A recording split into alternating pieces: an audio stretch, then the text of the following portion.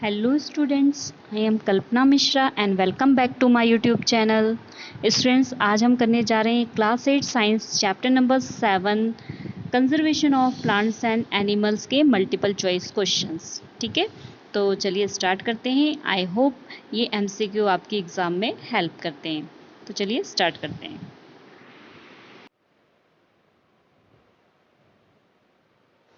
Question number 1. The clearing of forest is referred to as A. Reforestation, B. Desertification, C. Deforestation, D. Sanitation. तो right answer इसका क्या है? Right answer है deforestation. अगर हम जंगलों को काटते हैं तो उसे बोलते हैं डिफॉरेस्टेशन। ठीक है, next question number 2. Question number 2. Deforestation lead to A. An increasing in the temperature of the earth, B. Imbalance of O2 and CO2, C. Increase in rainfall, D. Both A and B. तो right answer इसका क्या है? Right answer है D। कैसे? A और B दोनों ही हैं। देखो, अगर टेम्परेचर इंक्रीज होगा अर्थ पे तब भी जंगल नष्ट होंगे, अगर ऑक्सीजन और कार्बन डाइऑक्साइड इम्बैलेंस होगी तब भी जंगल नष्ट होंगे। ठीक है, इसलिए तो राइट आंसर इसका क्या हो गया? D. Next question number 3. Which of the following gases is needed by plant for photosynthesis? इनमें से कौन सी गैस की जरूरत है प्लांट को फोटोसिंथेसिस के लिए? A oxygen, B nitrogen, C carbon dioxide, D sulphur. तो राइट आंसर क्या है? राइट आंसर है कार्बन डाइऑक्साइड। कार्बन डाइऑक्साइड का यूज करके प्लांट्स फोटोसिंथेसिस प्रोसेस करते हैं। फोटोसिंथेसिस मीन्स जो अपना फूड जो है प्लांट अब खुद जो प्रिपेयर करते हैं ना, तो उसमें carbon dioxide, water, minerals, chlorophyll, इन सनलाइट इनका यूज करते हैं और अपना फूड प्रिपेयर करते हैं। तो इस प्रोसेस को क्या कहते हैं? Photosynthesis. Next question number 4. Name the process undertaken by plant for preparing their own food. मतलब उस प्रोसेस का नाम बताओ जिसमें प्लांट अपना फूड खुद प्रिपेयर करते हैं। तो ये आंसर आपके लिए। फर्स्ट 3 क्वेश्चन अगर आपने ध्यान से सुना है तो इसका आंसर आप मुझे कमेंट में दोगे। ठीक है, चलिए next question number 5. An increasing in the amount of carbon dioxide result in increasing, अगर कार्बन डाइऑक्साइड जो है इंक्रीज हो जाए, बढ़ जाए तो क्या होगा? A winter season, B global warming, C rainfall, D all of this. तो राइट आंसर इसका क्या है? राइट आंसर है ग्लोबल वार्मिंग। अगर कार्बन डाइऑक्साइड बढ़ेगी तो ग्लोबल वार्मिंग आएगी। ग्लोबल वार्मिंग क्या होता है? जैसे कि अब कार्बन डाइऑक्साइड बढ़ेगी तो हीट बढ़ेगी। अब हीट बढ़ेगी तो जो बड़े बड़े बर्फ के ग्लेशियर है ना, वो क्या करेंगे? पिघलना शुरू हो जाएंगे, और वो पिघलेंगे तो आसपास के एरिया जो है वो पानी में डूब जाएंगे। ठीक है, तो इसी को कहते हैं global warming. Next question number 6. The reduction in rainfall could cause. देखो, रिडक्शन अगर रेनफॉल की हो रही है तो उसका कारण क्या है?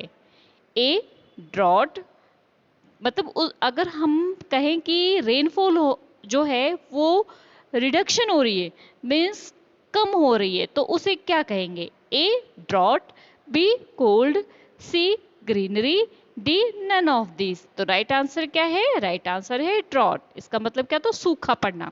जब बारिश नहीं होती तो कहते हैं ना सूखा पड़ गया, तो उसे ही। ठीक है, next question number 7. The removal of top layer of the soil lead to.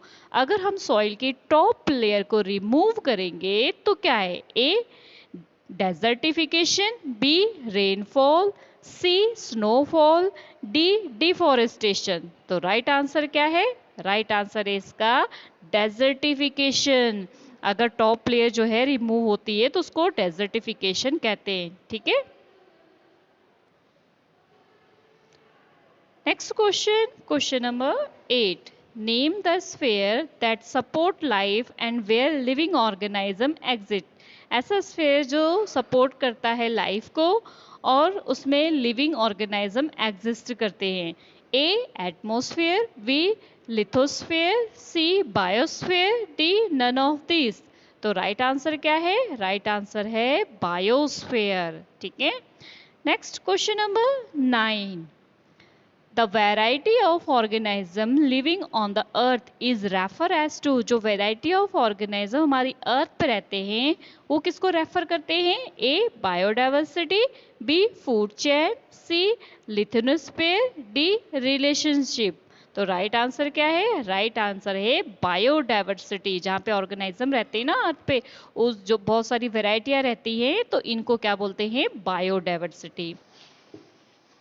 Question number 10. Name a biosphere reserve where the plants and animals are similar to those of the upper Himalaya range and lower Western Ghat. Biosphere reserve बताना है, उसका नाम बताना है जो जहाँ पर plants और एनिमल दोनों ही क्या होते हैं? हिमालय रीजन और लोअर जो है वेस्टर्न घाट में रहते हैं। ठीक है, तो A Nanda Devi biosphere reserve, B Kaziranga biosphere reserve, C Pachmarhi biosphere reserve and D Dudhwa national park. तो राइट आंसर इसका क्या है? राइट आंसर है पंचमढ़ी बायोस्फीयर। ठीक है, next question number 11. Question number 11. Which of the following activity are prohibited in national park, sanctuaries and the biosphere reserve? A. Poaching, B. Hunting, C. Falling आएगा यहाँ पे, इसको सही कर लेना। ठीक है, falling trees and D. all of these। तो इसमें राइट आंसर क्या है? राइट आंसर है ऑल ऑफ दीज। मीन्स ये सारी चीजें ही जो है नुकसान पहुंचा रहा है किसको? हमारे नेशनल पार्क को और जो बायोस्फीयर रिजर्व है ना उनको भी। ठीक है, next question number 12. Question number 12. Name the area where animals are protected from the any disturbance to them and their habitat. जहाँ उस एरिया का नाम बताना है जहाँ पर एनिमल जो है प्रोटेक्ट रहते हैं, उनको संभाला जाता है बिना उनको डिस्टर्ब किए, उनकी हैबिटों को डिस्टर्ब किए बिना। A sanctuary, B biodiversity, C palaces, D beach. तो राइट आंसर क्या है? राइट आंसर है सेंचुरी। ठीक है, सेंचुरी में जो है, सेंचुरी ऐसा एरिया जहाँ पर एनिमल्स को उनकी हैबिट के अकॉर्डिंग रखा जाता है, उनको डिस्टर्ब किए बिना।